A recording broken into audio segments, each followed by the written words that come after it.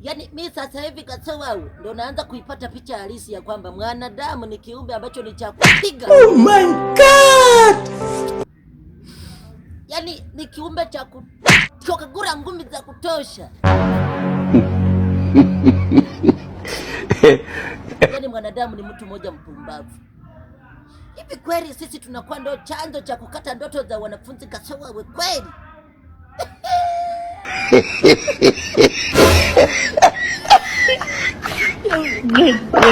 Hebu muache watoto wasome jamani.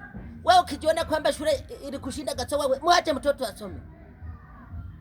Haya, kuna jamaa yangu amempiga pingu polisi, alikamatwa na mtoto wa miaka 14 kwenye gesti.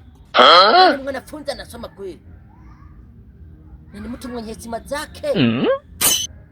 Hivi mnataka mtoto asisome kwa sababu wewe shule imekushinda? Mnataka na wenyewe shule iwashinde Kasawau? Mbona kweli?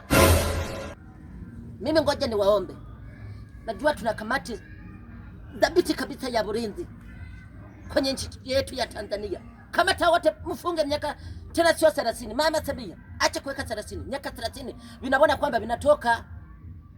Kwa sababu kikikamatwa kina miaka labda tuseme kina miaka 15.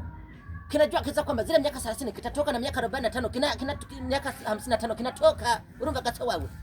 Mama fanya hivi, Mama Samia. Hebu iongeze miaka. Kuliko ukikamatwa na mwanafunzi isiwe 30. Kunguta 100.